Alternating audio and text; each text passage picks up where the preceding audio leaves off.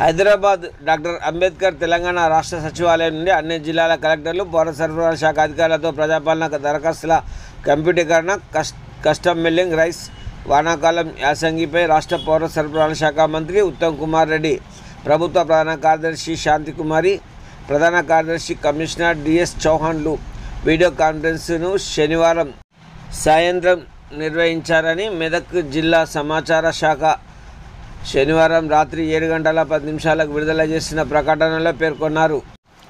ఈ సందర్భంగా మంత్రి మాట్లాడుతూ వానాకాలం యాసంగి 22-23 మిల్లర్లు వారికి కేటాయించిన రోజువారీ లక్ష్యాల మిల్లింగ్ కెపాసిటీ ప్రకారం డైలీ టార్గెట్ పూర్తి చేయటకు జిల్లా కలెక్టర్లు, సంబంధిత శాఖల అధికారులు చర్యలు తీసుకోవాలని సూచించారు.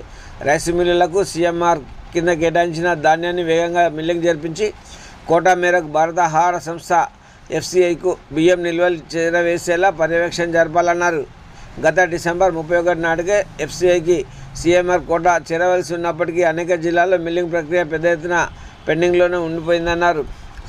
ఈ సందర్భంగా మెదక్ జిల్లా కలెక్టర్ రాజేష్ మాట్లాడుతూ ప్రభుత్వం నిర్దేశించిన డైలీ టార్గెట్ ప్రస్తుతం 79% జరుగుతుందని, దానికి 100% పెంచేందుకు చర్యలు తీసుకుంటున్నట్లు తెలిపారు. ఈ వీడియో కాన్ఫరెన్స్లో అనంతరం జిల్లా కలెక్టర్, పౌర సరఫరాల శాఖ అధికారులతో సీఎంఆర్పై సమీక్షా సమావేశం నిర్వహించారు. మంత్రి గారి సూచనల మేరకు జిల్లాలో ఎలాంటి జాప్యం లేకుండా సీఎంఆర్ డెలివరీ టార్గెట్ పూర్తి చేయటకు వెంటనే చర్యలు తీసుకోవాలన్నారు. లక్ష్యాలు పూర్తి చేయటకు సంబంధిత మిల్లులు తనిఖీ నిర్వహించాలని ఆదేశించారు. జిల్లాలో అన్ని రైస్ మిల్లుల వద్ద ఉన్న ధాన్యం మిల్లింగ్ చేసి బియ్యం పెట్టాల్సిన ఆఖరి తేదీ ఈ నెల 31లోగా ముగుస్తుందని, ఖచ్చితంగా పొడిగించే అవకాశం లేదని మిల్లర్లందరూ ప్రభుత్వ ఆదేశాల మేరకు గడువు తేదీలోగా పాటించి బియ్యం పెట్టాలని, లేనిచో అటు వారిపై చట్టపరమైన చర్యలు తీసుకుంటామని జిల్లా కలెక్టర్ రాజేష్ హెచ్చరించారు.